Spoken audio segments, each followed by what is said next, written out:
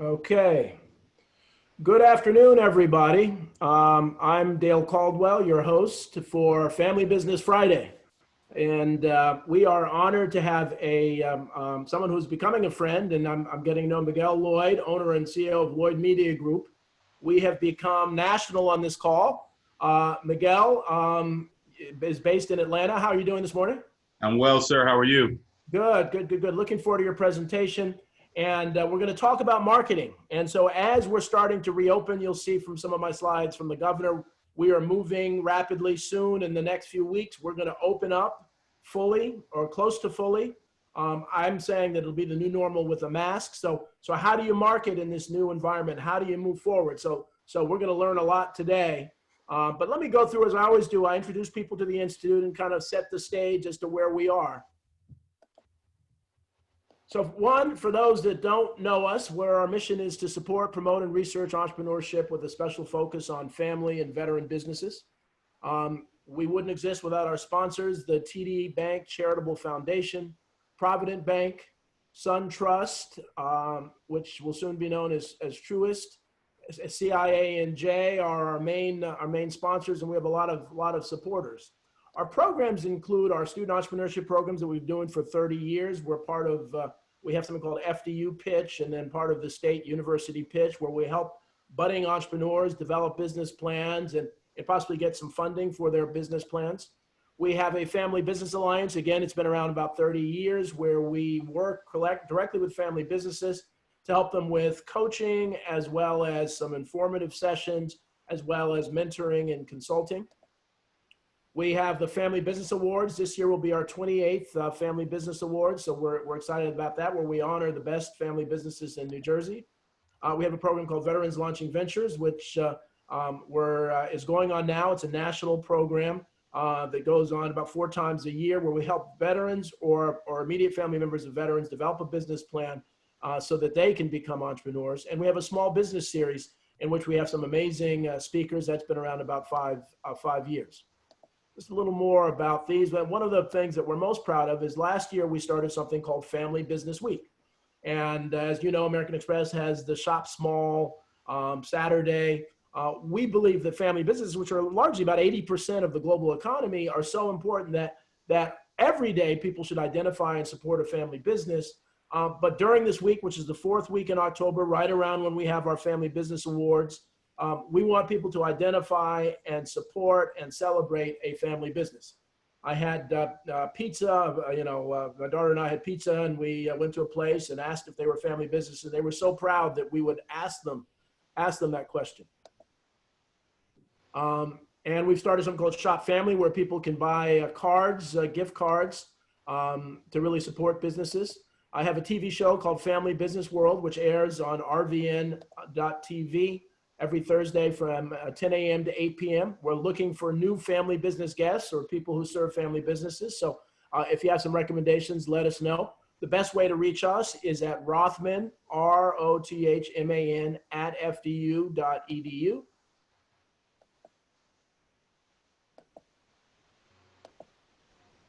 Here, our Family Business Fridays. As I said, we're going to continue this throughout the year. Now, it's important to know we are going to take next Friday off for the July 4th holiday. So the next time we get together will be in 2 weeks. So next Friday, we won't be having this. This is our Veterans Launching Ventures program, which is really becoming one of the best veteran entrepreneurship programs in the country. And our website for that is www.veteranbusinessworld. We also have a YouTube channel, Rothman Institute of Entrepreneurship. Check that out. We have about more than 100 videos that can be very helpful as you grow your business. I am a member of Governor Murphy's New Jersey Restart and Recovery Advisory Council, where we're getting advanced information about what's opening up. And the good news, things are starting to open up. You know, the bad news is there's still a crisis, and there's still many, many businesses that are closed here in New Jersey and across the country. One of the things, and I show this and I'm going to continue to show this to really show that in the 2009, 2010, the 700,000 was the peak of unemployment because it was a large business unemployment. Now with the small business unemployment, we're upwards of a total of 40 million people that are unemployed. And if you look at at where we are, during the Great Depression in 1933, 24.9% of the population was unemployed. We're approaching that now in this nation. That it's 22.8. I think it's about 23% are unemployed. And that's really because of the small business crisis, because of small businesses. So it shows you how important small businesses are and how important what you do is and how important what we're talking about is. This in the context of states are the unemployment rate by state. Miguel is in Georgia, and you see Georgia actually relatively is doing much better than New Jersey. And I think it's even higher, getting higher now. So this is a significant national crisis. And one of the reasons this happens, and I show this, is that most businesses are under 100 employees. You look at small business, about 70% are under 100 employees, 20% are under 500 employees, and only 10% are over 500, yet the political and other attention is given to those large businesses. So with that, and so one of the things we see with this that I've learned in the New Jersey Restart is just some of the information about cash flow. So if you look at this, I know it's a little blurry, it's hard to see, but you're looking at the blue here that 20% of the businesses in May and now 31% in June have 1 to 2 months of operating cash. 13 to 21% have 3 months of operating cash. But look at the others. The green has 3 to 4 weeks, yellow 1 to 2 weeks, orange 2 to 7 days. The red has no operating cash. So this is a cash flow crisis. This is a cash flow crisis. So as we talk about marketing, we understand and we feel your pain that a lot of you are really struggling with cash. So what's happening? So we had heard, outdoor dining's opened up. Outdoor pools are supposed to be open up. Youth summer camps have opened up. Gatherings of 100 or more people, it's now coming up to 500 people. There's some talk in mid-July they're going to open casinos and have some indoor restaurants. So that all depends on what's going on with health. And so then looking at, and there seems to be quite a willingness of people to really wear face masks. And I like to say that the new normal will be the normal with face masks. But clearly we're learning from other states how important it is to really wear your face mask. Many of you heard in Texas that they are actually reclosing the state down because they didn't take the crisis as seriously as they should. So with that, I want to introduce Miguel Lloyd, who is an expert. And Miguel, I'll stop sharing mine, and then you can go ahead and share. So welcome. Well, hey, thank you so much. And great insight when you start talking about, down here in Georgia. Originally, I'm from Virginia, of course, which others may not. When I got down here to Georgia and kids went back to school at the beginning of August, that was foreign to me because, of course, up north, we go back to school usually halfway through September, after Labor Day. Mm-hmm. And so everything you're talking about right now, and how things are pacing, how things are opening back up in New Jersey, summer camp starting in July, our kids almost be ready to figure out if we're going to send them back to school by then. So it's going to be interesting, but thank you so much. I appreciate everybody. Once again, as Dale mentioned, my name is Miguel Lloyd. And so my company is Lloyd Media Group. I'm based here in the Atlanta, Georgia market.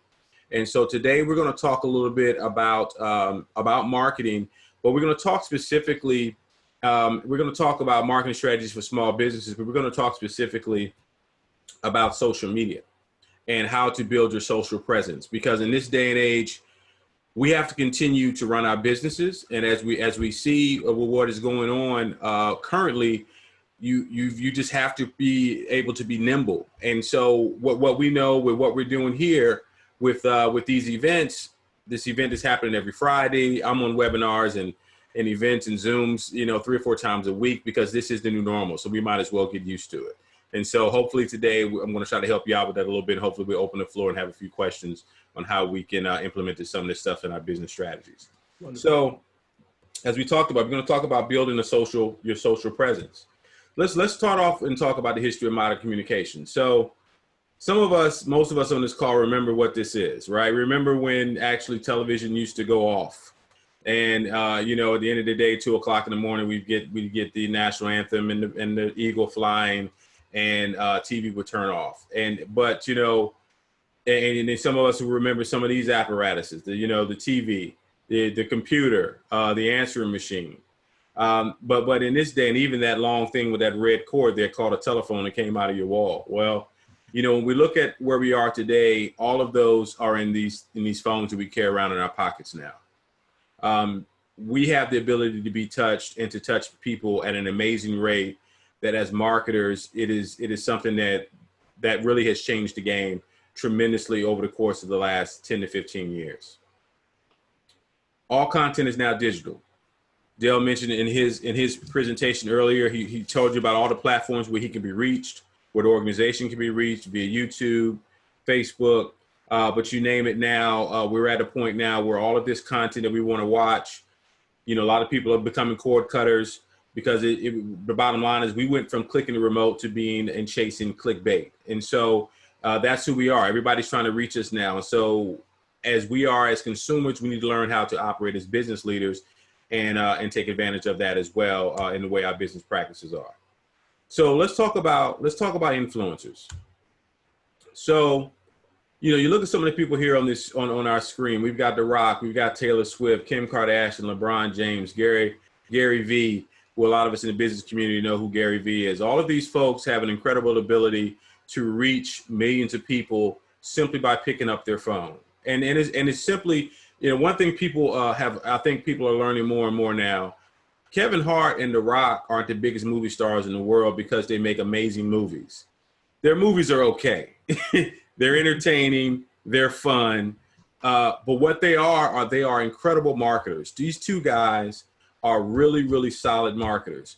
People wonder why when a movie comes out, why they're making the circuit and they're on every television show, Entertainment Tonight, and doing a whole lot of more YouTube videos, more TikTok videos, more of these type of things, because that's how they use their talent to touch as many people as they can. LeBron James has used basketball for the last 20 years to make an incredible impact, sell a lot of shoes, but now he's in position, having moved to LA, to be so impactful when it comes down to marketing and media. He's creating great content that is being distributed all over the world. Kim Kardashian, who started off, you know, early on and has turned that influence into 164 million followers on Twitter, on Instagram, and having the ability to affect the justice system going forward. It's not about having the ability to be an influencer, because obviously people all have great influence and great reach, but it's all about what you do with that. And so some of you guys may be looking at me and they said, okay, Miguel, oh, yeah, I'm not The Rock. I'm not 6'5", 270 pounds of granite. And no, that's not me either, guys. I know I may look a little, but that's not me either, right? So let's take, for example, D Nice. Now, I'm a old school hip hop guy. Some of us who grew up in the 80s and 90s might remember him when he looked like this. He's really a one-hit wonder guy. He had one great song, Call Me D Nice. Incredible song back in 1989 or 90. I followed him. He was a photographer primarily, DJ. He was doing pretty well. Well, when everything hit, when everybody got quarantined, he just decided he was going to start to go on his Instagram feed and just play music and be the DJ that he is via Instagram. He went from 200,000 followers to the following week of having 1.8 million. I haven't looked at his followers here recently, but simply by turning on the music, and he did a great job of, if he saw someone come into his comments, if it was Janet Jackson, he would play great Janet Jackson music. People would love it. Oh, Janet's in the room. Oh, Janet, let me play some of her favorite hits. And it just worked. Was the sound great? Sure, it was okay. Was the experience amazing? It was okay. You're watching a guy play music, but it's music, right? And what he did was he had the ability to reach people, and he grew his influence from 200,000 people to almost 2 million in the span of about 2 weeks, simply by doing what he does best. When you look in this in the right-hand corner with the sketch of him, the artwork, when he's pointing, he was actually pointing to the ticker on his feed at the time. It hit 100,000 people that were on his stream at that very moment. And so he asked someone, say, hey, someone get a screenshot of this, send it to me. And next thing you know, this particular image was all over the internet. And so when we talk about, somebody will say, okay, well, I'm not D-Nice. I'm not that big either. Okay, let's look at Miss Karen Hunter. Karen Hunter is one of my favorite, and she's in New Jersey. She's a Jersey girl, right? So Sirius XM radio, she's on channel 126, Sirius XM. She's been on there for a while, but she's also a publisher and done some amazing things in that space. About 4 or 5 years ago, actually, I guess with the 5-year anniversary, with the tragedy that happened in South Carolina, with the church, where the people were murdered in the church, she decided she was going to use her platform to make change. And so, what did she do? She was a part of the petition that went out to the streets and got the flag taken down in the state of South Carolina, from where you guys are. She's sitting in the studio in New York, but because she's a social advocate with her platform, she decided this has to change, and I'm going to do something about it.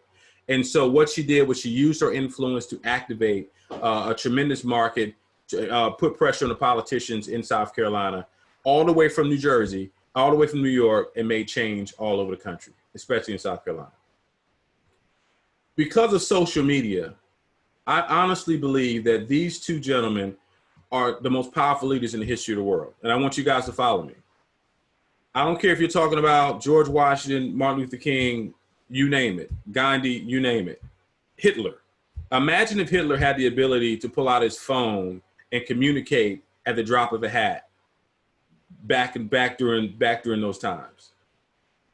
Now, even today, Barack Obama has been president for 4 years. He still has 115 million. I put this presentation together about a month ago, so the numbers have probably changed. But these guys have tremendous influence. And the reason why they have this level of influence is because they have an incredible ability to contact and reach their base and the rest of the world strictly by pulling out their phones. Now, what is my point? My point is that regardless of what you feel about these two gentlemen on this page, their level of influence cannot be questioned. It took years for Muhammad Ali or Mahatma Gandhi or Martin Luther King to get his message out. It doesn't take that long anymore. And so the point that I'm making is that there's a market for everything and everybody. And so as you're looking at your business, you just have to make sure that you're making genuine connections. Now, what you do with those connections are up to you. Depending on what you're selling, depending on what you're marketing, but depending on what you believe in, you have the ability to make these genuine connections. And that's what's something that is super important. So let's talk about social media. Let's talk about first is backup. Let's talk about different types of media, owned, earned, and paid media. When we start talking about the different types of media and how they converge. Now we're going to focus strictly on social today, but owned media are outlets that you can create, leverage, and control. Now, we were talking earlier, Jonathan and I were talking before we came on, and with all the mergers that are going on back and forth, and it doesn't matter the industry. I don't care if you are in the waste management business or in the media business or in the banking business. It's kind of hard to really grow and scale and be independent in this day and age. And so when we talk about owned media, we're going to talk about what exactly is owned media, because at this point, it's hard to determine what it owns. But these are things that you do own. Your website, mobile application you build for your business, newsletters, flyers, T-shirts, hats. Those are things that you can control in the small to mid-sized business in comparison to some of the larger mediums that are out there. These are a few mediums that I'm on. So the question is, do we own these mediums? The question is, do we own these mediums? And the truth is, no, we don't. We manage them. You know, we don't own Facebook. We don't own Instagram, Twitter. You know, we all probably have some friends and family, or we've seen some things online where people have gotten in Facebook jail. They've been shut out of these mediums. One question I hear when our clients will ask us all the time, because one of the services we provide is we help people to stream and do presentations like the one you're seeing here. And people say, well, hey, can we stream to Instagram? Well, that's against Instagram's terms of service. And if Instagram decides that you've made enough noise with that, then all of a sudden they shut your account down. All the time you built to build up that audience, you could possibly lose strictly by not following the rules that they have instituted. And so we don't own these mediums, we manage them. What we do own is the influence that we have. And so as we're looking at the level of influence that we have, let me see make sure that question in the chat is not directed to me. And is there a way to please? Oh, okay. All right. Do you want to make the screen full screen? I don't know if you guys can handle that on your end. Well, what you can do is actually put speaker view on. So all you see is the speaker. And so it is pretty full screen if you do that. Yes, and that's to the only, and that's interesting that you bring that up, because one of the reasons why we offer this service to clients is because that is a end user thing. So as he mentioned, you have an option. Like right now, I'm looking at all 5 of the panelists, but you can go to speaker view, whoever has that question, and you'll be able to just see just me speaking when I'm speaking, unless anyone else is unmuted. So great point, Dale. So as we mentioned, let me go back to the previous slide. So we own what we do with our influence on social media, and that is no matter the size of your influence. Yeah, you're not someone who's got 117 million followers like Barack Obama. Who else is, right? I'm pretty sure between himself and maybe Beyonce, he's probably got the most followers of anybody in the world. But if you have your 2,000 followers and you are a business right there in New Jersey that's serving a community in a small town in New Jersey and everyone knows you, you can use this medium, no matter the size, to market your products and services. And so we're going to talk a little bit about that today. But remember, as I mentioned, the rules are always changing. I wrote this blog a few years back, and this stuff, and the numbers are a little old. But here's the point. People ask me the question, why is it when I post on social media, why do I post on Facebook, the same 15 or 20 people are commenting on my post? The truth is that Facebook is a very passively aggressive company. They let you believe that you've got all this reach and you can do you put this together, amazing posts, you post it on social media, everybody's just going to run to it. If you notice, there's a difference between the way people respond to your social, family, just regular social media posts in comparison to when you're marketing a product or a service. And that's on purpose. Facebook knows, the algorithms know. There are people who are getting shut out of Facebook, especially now with the heightened scrutiny that they're experiencing with the political season. And so the point is that Facebook, when it's all said and done, is a paid medium. Going back to the example of D Nice that we talked about earlier. Now, as I mentioned, he went from whatever it was, 200,000 followers to 1.8 million followers in a couple of weeks. Well, what happened? The record company said, uh-oh, DJs, you're not paying us to do this. You're making money off of us. We're going to shut you down. We're going to go to Instagram. We're going to say, don't let them do that because they're not paying us to do that. Well, for people who are in the industry, DJs, if that was the case, then when DJs DJ at a club or whatever, you think there would be a problem. Well, most of the time, those nightclubs, they have licenses, BMI licenses to play the music. To me, it doesn't make sense if I'm a record company because my records are being exposed. People are still going to benefit from it. But what happened was that, once again, D Nice used a platform he did not own, gained a tremendous amount of influence, and immediately the red flags came up. Social media is a paid marketing medium. That's what the truth is. We are the audience. If anybody ever tells you that eventually Facebook is going to charge you to be on their platform, it's not going to happen. It's not going to happen because we are the audience. They're selling data. And Dale, feel free to jump in if you have any questions or comments. I do have a question because that's very interesting about Facebook, because if I put something silly up, I get a lot of responses. If I put something like about this, so you're saying Facebook really that adjusts it, so you don't get responses. Absolutely, Facebook muzzles your post. Their rationale is, if you got 2,000 followers and every time someone posted, you saw their post, there's no way you can keep up. Right. So the rationale on that side makes sense.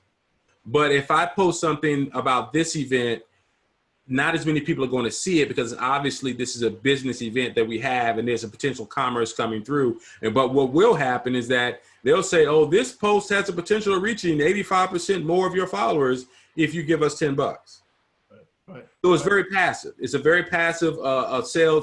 And And most people say, hey, what is 10 bucks? What is 20 bucks? And there was a time where with Facebook, you would pay for that immediately. Now they bill you monthly. Right. And so for people who have bought any sort of Facebook, raise your hand. Let us know that you know exactly what I'm talking about. Look like there's a question in the chat. Jennifer, which social media platform is good to start with, Facebook or Instagram or other? What you actually, Jennifer, later on is coming in. I'm going to talk about the different demographics of those. Great question. So let me get back so we can get to that particular slide. Yep. Mm-hmm. So know your audiences. And I think it might be coming up right now. Yep. Demographics of, so perfect timing, Jennifer. Let's look at the demographics of the different social mediums. So Facebook, 75% female, 63% male, 75% of all females, 63% of all males are on Facebook. When you start to look at the age demographic, it's really between 18 to 64 where the bulk of the folks are. Education's pretty even across the board. Income level pretty even across the board. Pretty much everybody's on Facebook. The only people who aren't on Facebook are people who are under the age of 18 to 20, where my daughter lives and where she says, "Daddy, I will never get on Facebook." My daughter too. So yeah. Right. They say that's where the old people are. I'm not coming over there with you because I know you're there. So I'm not coming over there. I'm going to the TikTok party. I'm not coming to the Facebook party. So we look at Instagram. Instagram, 43% of all women, 31% of all males. As you can tell, it's a little bit younger. The skews 13 to 17, 18 to 29, and starts to taper off when you get past the age of 49 years old. Urban, suburban, a little bit more city. Education levels pretty even. Twitter, Twitter's interesting. Twitter's been struggling a little bit because it's a certain type of medium, right? A lot of us stay away from Twitter. The numbers are not as strong, but it's still extremely powerful medium because it's one of the granddaddies of that deal. LinkedIn, as many of us here are probably very active on LinkedIn. That prime job search age of 30 to 49 years old. You see, that's where the larger number is, where 37% of all people 30 to 49 are active on LinkedIn. Pretty even, a little bit more skews, a little bit more male than female. Urban to suburban is very, very similar. Of course, it would make sense that there's a lot more folks with college degrees that are on LinkedIn. When we look at Pinterest, is a medium for people who are in the retail space. People do not use Pinterest as much as they should. Pinterest is a good medium, and it's not as expensive as some of the others because a lot of people don't look at Pinterest as being what it is. If you are selling products, if you are in the restaurant business, or you're selling a book or anything that is visual, as you can see, very highly skewed towards a female market. The age range anywhere between 18 to 50 are very strong, all the way up to 65. Doesn't matter, or if you're in the city, in the suburbs, or in the country, all very strong. Look at the household income. $75,000 and above, 41% are on Pinterest. So Pinterest is a little bit more of a boutique feel, right? Pinterest is a little bit more where you look at it. If you say, what's my snapshot? A snapshot of a Pinterest person is going to be in the age between 30 and 65 years old, a woman who makes pretty good money and is well educated. That sounds like a pretty good market. Miguel, and so yes, as you think about, so let's target to start the restaurants, and yes. And so I'm a restaurant. I'm about to open up. I hadn't done much marketing. You're saying Pinterest is good for restaurants. You can answer this now or answer before, but yeah, absolutely. Pinterest is a great place for a restaurant, especially. And here's the thing about restaurants: people who are ready, who are already doing to-go orders, people who are already selling recipes. They were already in better position than folks who, we've had this experience. These restaurants say, I don't want to do this to-go stuff. You don't want to be in business in 2020 and beyond. Right. Because your capacity, even when people start to get comfortable coming back out, you're not going to reach the capacity that you were used to when you had those Friday nights and there was a 2-hour wait and your restaurant was full. Yeah, you can have a 2-hour wait, but the capacity of your restaurant is smaller. So if you want to showcase that experience, Pinterest is a great way to do that visually, in addition to Instagram, where you can do videos and things. And then, of course, now everybody's into the live broadcast. But Pinterest is a great way to do visuals. But you got to have a great photographer. You know, you want to have a great photographer that can take care of those great images, and you can use that as a tool. And so the ad for again, and now let's bring it to the basics, because we have a lot of restaurants. So how do you go about, you get a Pinterest account, you go about, how does that work, and how do you lay it out, or how would you advise they lay it out if I'm a restaurant? Yeah, so I would definitely, it would be a place I would showcase my menu. Definitely showcase your loss leader item. If you got the best wings in town, you know, showcase those wings, get a nice photographer to take some amazing pictures of it. You know, if you wanted to kind of give them some insight on the secret sauce, we have a good friend of ours who's an amazing caterer here in Atlanta, a brother by the name of Juan Montier, Shea Montier and he says, I don't have a problem giving them images or giving them the recipe because they can't make it the way I can. And that's okay, right? Because, you know, ultimately the goal is, if you have if you want to get into prepared foods, you want to send stuff out, you know, my favorite Thai restaurant up the street, I can go get the recipe all day long. It's not going to taste the way they do, the way it tastes for them. Yeah. So great imagery, getting a nice photographer to take those pictures and sell the lifestyle. Pinterest is very much like a lifestyle. It's a magazine. Well, now how do you get it to, can you email it? Now how do you get it? You have a Pinterest page. Yeah. I have a restaurant. How do I get it to people who aren't on Pinterest? Is there a way to do that? Yeah, you can email it, but of course, just like all the other mediums, once you email that link, if you put it in your newsletter, they're going to want them to start a Pinterest account, because that's how they get them into their community. But yes, you can send that link. And the great thing about Pinterest is that Pinterest likes to grab images from your existing website. Okay. So you'll have an image and you'll have a link where people can get more information, and then that will take them directly to the website, which will be outside of Pinterest, and Pinterest is totally all right with that. Interesting. Is there a cost for Pinterest? Is there a cost to join Pinterest? Or? No, there's no cost to join any of these social mediums because they all sell advertising. Right. They all sell advertising within the platform. Right. And so you can and I'm asking these basic questions because you know how many folks say, okay, I have a website. That's all I need. Yeah. You know, that's where people go. So as we talk about the restaurants, because they're the ones who've been struggling. They've been hurt the most. Yes. What some of your client, what are you advising some of the restaurants to do? You know, as they're thinking about the marketing going forward? That's a great question. One thing, they need to stop fighting the fact that this is the new normal. Right. The new normal, I don't care what type of restaurant you have, the new normal is that people are going to want to order to go. They're going to want to go. I had clients who, you know, and friends I was advising, they didn't want to be on DoorDash because they didn't like the fees. They didn't like to be on Uber Eats because of the fees or Postmates. Here's the thing. You are in the food business. You can't put chicken on sale and resell it 6 days later like you can sneakers. You got to sell that food or you're going to lose a lot of money. So if I go on my local DoorDash, Uber Eats, wherever, and say, okay, what am I in the mood for today? I need to make sure that I'm in that community where people can respond and get some of that food out of my refrigerator into my fryers and out of those boxes and out the door. And I've got restaurants in our community that I love, that I'm so disappointed that they're not back open, but the restaurants that the food is just okay, they're the ones that ran right back out there and got right back into business. Mm-hmm. And so it's a little bit of so if I were to give some advice to restaurant owners, you know, if you are the type that said, you know, you got a little bit of higher end, you know, you got 3-4 stars and you don't want to really be perceived, you got to make a decision. You know, there was a time when, and I'm not sure, I haven't looked at the ownership rotations recently, but at one time, McDonald's owned Ruth Chris.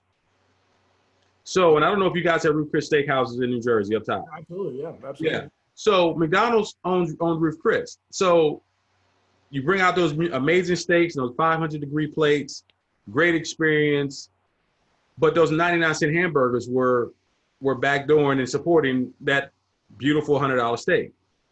So restaurants like that, in order to stay in the business, they got to find a happy medium with that experience to make sure that they're staying in business. So many restaurants right now have been slow to it. They may have gotten their PPP money, and they haven't really used that in a way that will get people back in the door. As people are coming back out into the marketplace, before then, they still need to be in the business where they're dropping food off of people's doors. And that's the problem I think a lot of restaurant owners have had. Some people just have not adjusted to the time. So that's restaurants. Now retail. So I'm on the Main Street committee. So the Main Street, the retail's coming back. You know, what have you seen? What are some of the more innovative things you've seen out there for the retail marketing? Yeah, it's definitely curbside. I've said for years that anybody in retail, I don't care if it's the mom and pop boutique or Walmart, you got to get to the point that your stores, your retail location is really a warehouse in your community. It just makes sense, right? Because if you have all this space and you're not online and you don't have e-commerce in your marketing plan, then you're really putting yourself behind the eight ball. Because now, even as we get back out into the world, here's the thing. What has this pandemic done to us what this pandemic has done is it has escalated the pacing of what was already happening. Everybody was going to e-commerce. Right. People were inching along, and now we're all used to it. With the stores open, we've been open back up here in Georgia since early May. For the most part, when you walk into any of these retail locations, they don't have the stuff in stock. Right. It's not there. Right. Right. So what are they telling you? And I'm a big guy. I'm 6'3". The 2XL stuff, nobody has. Right. Right.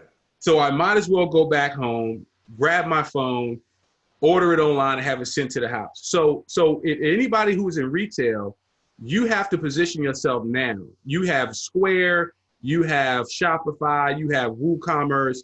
You have the ability to take that same inventory, put it on your website, and sell it. And actually, from a logistics standpoint, if you learn that process and manage it well, you can cut your costs because you're not having a lot of stuff sitting on your shelf, taking up space, and you're waiting to have to put it on sale. Hey, If you know that you're selling 10 of these this week, you order 12, you sell those 10, and then if you sell 12 every week, all of a sudden you increase your inventory to 15 or whatever. You can monitor that much better than it was when you just got a big old box of t-shirts and all of a sudden 6 months later you got that bin everybody's digging through and you got a sale tag on it. And so from a logistics standpoint, that's something, and you probably know some people in the logistics space, that's a game changer. That is the game changer. But some people are just moving way too slow to make those adjustments. To make them. Now, Tony Russo, the president of CIA&J, is one of our partners here. And Tony,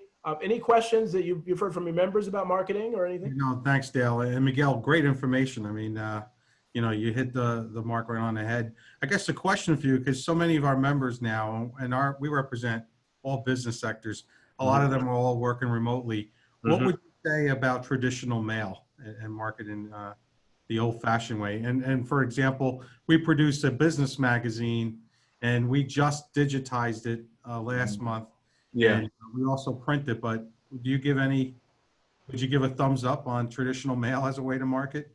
So you're talking to an old school radio guy. And so, I'm going to lean towards electronic media. But the problem with digital mail, when I got out of the radio business 15 years ago, when they were saying that there was an average return of anywhere between 1% and 3% then on that mail, there's pros and cons to it all, right? There really are. I'm not saying, I think all mediums work if you dominate that medium and you're very consistent. I'm just not a big fan of what I think is waste.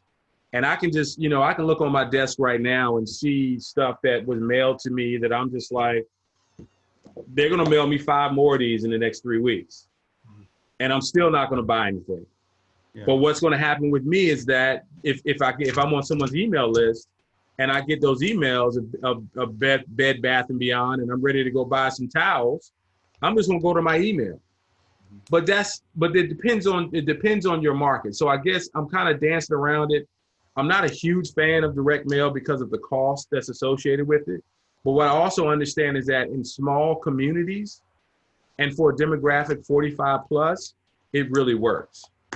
And so I had an experience. My wife happens to be a regional manager for JCPenney's. And so about 2 years ago, there was a digital coupon campaign that her region did.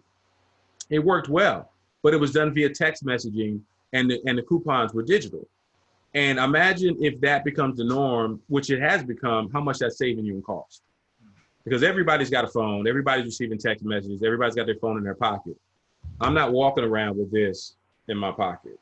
Yeah, and I mean, I could appreciate it. I don't know if you covered it, but email marketing, right? Yeah. For example, again, last month we spent considerable resources to digitize our magazine, and it went into a lot of people's clutter and junk mail.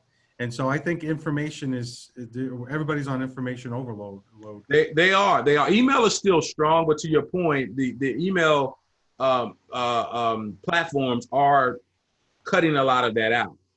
What's been more successful or gaining ground is text messaging.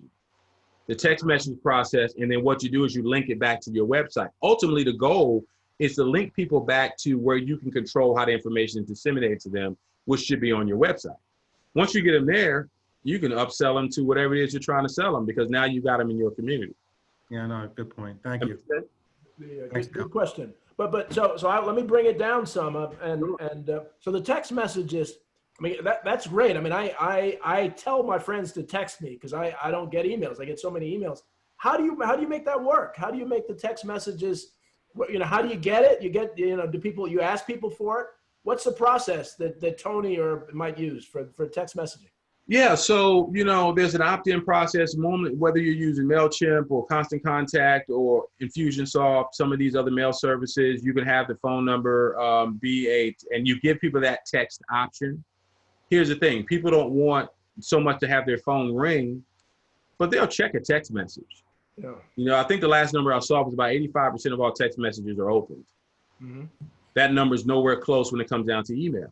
Right. Now, mind you, if you spam them, then eventually they'll block you. But as long as you're giving them great information and it's not obvious that you're just spamming them to death. Here's the thing. People love free information.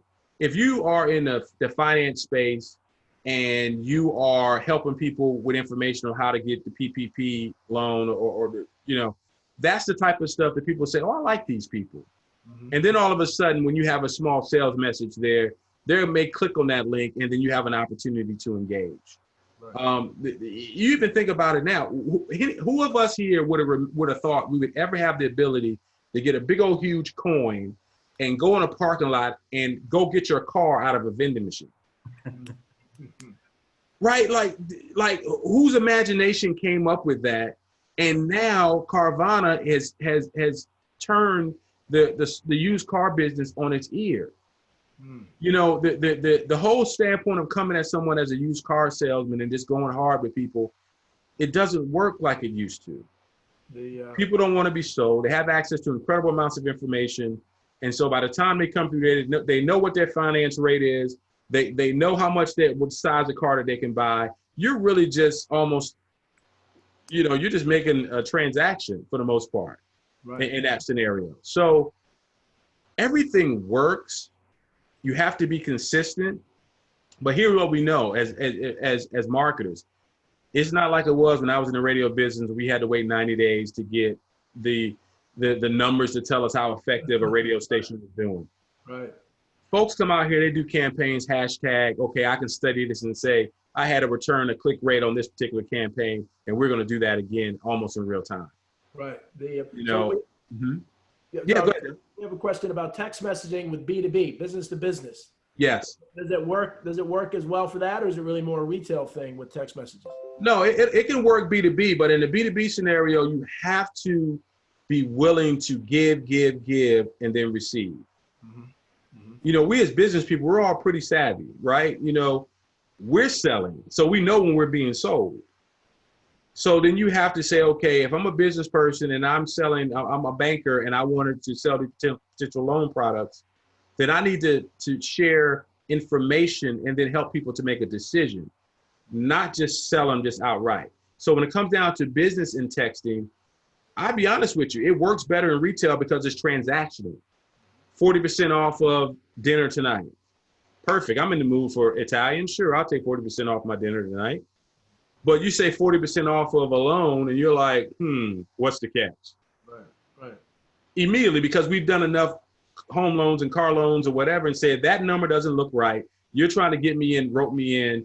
You see what I'm saying? So from a standpoint of answering the question, yes, text message can work in a B2B, but I would really recommend it be a little bit more of an educational, informational, preparing them to come to an event like this, where you're really teaching them something and showing them why you can bring value to their particular community or their family. Excellent. Mm-hmm. Can I ask another question, Dale? Yeah, go ahead. Yeah, Tony, yeah. You know, just I'd be curious, Miguel, your take on the day of the week that's ideal to send out a campaign and the time of the day.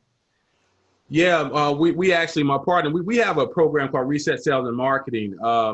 And we talk about that. When is the best time to do webinars? Now, right now with COVID, we're all home.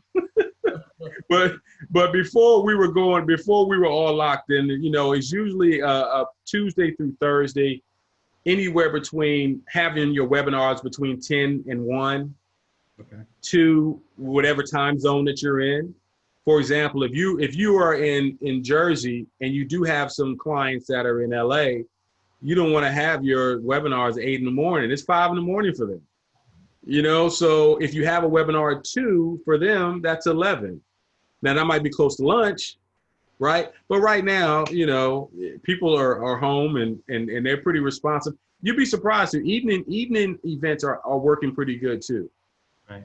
I've seen a lot of folks that, you know, with my organization and then also the organizations I serve in, with the Atlanta Black Chambers and the 100 Black Men of Atlanta, we do events in the evening that actually are well attended as well, and they're informative. Because hey, there's nothing good on television. There's no new. We're tired of watching all those terrible movies on Netflix, and so let's get informed. And I thought a few of our members that were on the insurance side did something interesting where they brought a musician in and had a couch concert, and it was a good way to market their brand. You know, it was after work hours, and they had about 90 people, which it was on a Friday night. Absolutely. Wow. Absolutely. What else are we doing right now? Right. You know, it's literally, I was talking, and Jennifer's on the line. We had a quick conversation earlier. When your office is in your home, you don't know when to leave the office. Working longer hours. Yeah. So when you have an event from 6 to 8 in the evening, that's the normal afternoon drive time commute that we were used to. And so you still have the energy to still engage. And to your point, we have these happy hour networking events that we've done virtually that I've been participated in, and they've been amazing. We've had DJs that have connected in. I had one guy who owns a restaurant in the Atlanta area, and he served as a DJ, and at the same time, he was DJing from his establishment. So now that he's back open for business, where's our community going to go? We're going to go to his restaurant because of the fact that we've been exposed to it. And we want to get back out. I haven't been back over there yet, but I'm not ready. My family, we're not ready. Thank you. Cool. Any other questions? This is great. I'm having a blast. No. So things like Hootsuite, you know, again, I'm trying to make it sure, because you'd be amazed. And I have to tell the audience, I mean, I know New Jersey very well. I know Atlanta very well. Atlanta is so far ahead in innovative things, and like Carvana, I never even heard of. Oh, really? I don't think we have that in Jersey. Maybe I'm wrong, but but there are other things down there that have that. So what's Hootsuite, and what are things like Hootsuite, and how do people use that, and RSS feed? You know, how do you stuff? So Hootsuite is the ability for you to manage all your social media with one. I personally, with my team, we use Buffer, but it's similar. Hootsuite, Buffer. It's the ability for you to post to various social mediums simultaneously. And it is also a great way for you to measure the results. Okay. One thing you'll find, guys, that video has a 4 to 5 times better impact than still imagery. And then that much better than just text. If you are in a position where you just don't like to do video, find somebody else in your company that can do it. Because video is so important right now. Make sure your video, and I'm only looking at the 2 guys' pictures I see here. We're of a certain age where, you know, we had a longer attention span. That's right. People don't have long attention spans now. Every time you open up your phone, there's some 2 or 3 minute video of a cat dancing or something else that has caught your attention. So if you have a video that's longer than 4 or 5 minutes, it better be very compelling, or you better put your message on the front end, because people are not going to see the whole thing. So what should it be? A 1 minute video, or what do you say? So anything under 1 minute, like for example, Instagram, anything under 1 minute, you can just post straight to Instagram. If it's beyond 1 minute, then you have to post it to IGTV. So everybody's not going to click over to IGTV. So I'm always looking at it from a consumer standpoint. How much patience does a consumer have for me? Not the people in my face who love me, it's the people who I want to get to know no, they're not going to watch a 3-minute video of you unless it's really good. Right. So, I produced, helped some clients produce a marriage series about 2 years ago. And they wanted to do a 6-part series on marriage. They laid it all out. It was amazing. We had a blast. We shot it in 2 days. But I told them, there's not going to be any segment that's going to be longer than 7 minutes. They said, why, Miguel? I said, because you're going to have the ability to chop this up in segments. And if you want to use one segment of this to put out on social media to sell the rest of the package, then that's what we're going to do. If you guys talk consecutively for 20 minutes, you're going to lose people unless it is really, really compelling content. Now, that was 2 years ago. And it used to be a time we would say, we would look at this stuff and 3 to 4 year old data was cool. 3 to 4 year old data in this day and age, Dale, you just showed some data that was from last month. Right. Because it's available. And so now if we look at the way that we're so inundated with 1 and 2 and 3 minute videos that will consume our day, imagine you're trying to get somebody to sit down there and watch 20 minutes. Now, the psychology of it all is we're also in a culture of binge watching. Right. So it's kind of a swing of a pendulum, right? You got everybody who's all inundated with these 1 and 2 minute videos, but then some people will sit down for a whole weekend and watch all 8 seasons of Game of Thrones. It's so your content has got to be dynamic to get people's attention for that long. But on average, if you've got a marketing message, you've got to be focused on short clips, short bites that's going to feed into mediums you control, which would be your website, things of that nature. So let me ask another question, because you often feel like you're being stalked.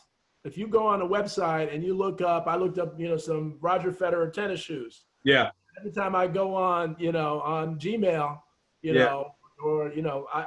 they're sending me tennis shoes. Yeah. Yeah, you're being stalked. Yeah, you're being stalked. Yeah. You are. It's called search retargeting. It's a service that we offer. We don't do a lot of it. We should do more. But yeah, you're being stalked. Yeah. If you go to Amazon and you click on that microphone, like I'll do sometime for equipment, then all of a sudden everywhere I go on the web, that same microphone is popping up. Facebook, Instagram, until I make a decision or until I say, stop sending me that ad. I'm not ready to buy. Right. Yep, you're being stalked. So yeah, that's normal. And another question. So, everybody has Gmail now, and you have Gmail. And so you go into Gmail, you Google Chrome, and then these ads popping in.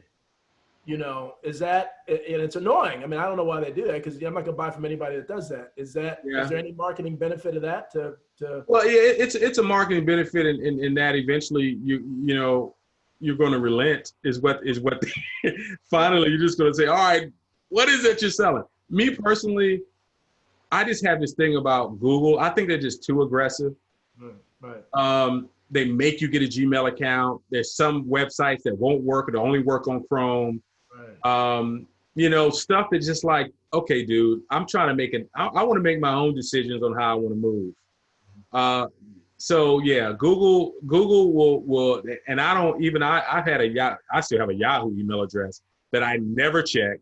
Anytime there's a spam person who's I always give them that address, because if I feel like seeing your stuff, I'll go over there and look at that email address. But the stuff that really means something to me, you'll never get that email address because you're not going to flood my inbox. Right. So explain again. So we'll go back to the Hootsuite or what? Now, how does that work? So you said that manages your social media. How would someone who's just getting into it, how does that work? How would they use that for their marketing? Sure. So what it really do is really like a repository. So here's a couple things you can do with a Hootsuite, with a Buffer, the one that I use. You can schedule them. Mm-hmm. You can monitor how great it was people responded to. You can go back through there and say, hey, let me go post that again. Right. right? You can make decisions on whether or not you want to post it to your feed, or in the case of Instagram or Facebook, to your feed or your story, because there's a difference and there's a strategy to that. The good thing about it for people who are data people, it's something you can really gauge and say, okay, I posted this particular video about, you know, a certain type of loan, and people really responded because the climate was good for that. Right. Now, all of a sudden, if you got an ad you created right now and you're in the money business and you're going to help people get the PPP loans, but then you repost that in the middle of July, it's not timely because the deadline is passed. Right. And some people will get a little lazy and they'll automate the process and then look up. I see it all the time. You know, it'll be an ad, a Christmas ad that's running in March. Mm-hmm. Like, you did not send, and here's the thing, here's a little nugget, guys. Unless you got a really good salesperson at your local television station, radio station, wherever, they don't care. If you send them some bad creative, they're not in the business of your creative. They're in the business of making sure they're hitting their numbers every month. Right. So if you got a bad creative and that sale is done, unless you got a really good sales guy, like, you know, my sales manager didn't really like me because I'm just not going to sell people stuff that doesn't work. Okay, I got $5,000 for this particular ad campaign. And my question would be, okay, so what's the purpose? What are you trying to do here? My sales managers would be like, who cares? Get the money. I always was about, hey, I wanted to work for my client. I guess this is why I'm an entrepreneur, because I wasn't really good at having somebody telling me to go sell somebody some bad meat and who cares, right? That's just not the way I operate. Right. So the social media, the Hootsuite, the Buffers, all these guys, they help you to really know what works instead of you just kind of shooting in the dark. And that's the biggest thing. You don't want to shoot in the dark. You want to have a plan. You want to have a methodology to what you're doing, and these platforms will help you do that. Now, mind you, Instagram, Facebook, LinkedIn, they'll give you some basic information in their own platforms as well. They don't want you using Hootsuite and Buffer and these. They want you to use everything for them. We can provide everything for you. That's the reason why Facebook will buy companies and put them on the shelf, because they buy them for the technology, ramp them into what they're already doing, and they put these guys out of business, write them $1 billion check and say, go bye-bye. Right. Now, go ahead. And again, I mean, this is great, and we're going to have you back because this is I know this. I know people are learning. I'm learning a lot. Yeah. So you have a retail restaurant. You know your local customers, right? Mm-hmm. So you have their email addresses and so on. How do you make sure you're doing something that attracts you? Say you're in Montclair, New Jersey. How do you do something to attract the people in that area? I mean, is there any trick to that before we go? Absolutely. So you have the email address. If you have their cell phone numbers, you can do geo-targeted advertising. Okay. You can do, if you're in a restaurant in Montclair, New Jersey, you want to advertise to the people who live in a 10 to 15 mile radius of your business, you can do that. That's something we can help you with. But you want to constantly stay in front of them. Now, you know, the restaurant business, I think it's okay to be a little bit more aggressive with couponing and things, because it's an impulse buy. Right. I don't feel like cooking tonight. All of a sudden, I got this text message at 4:45 that says, you don't feel like cooking tonight? Here, you know, here's a 20% discount for our pizza tonight, right? Here's the great thing about that. If you are in the restaurant business, and this week, it is no different than the way restaurants have done over the years.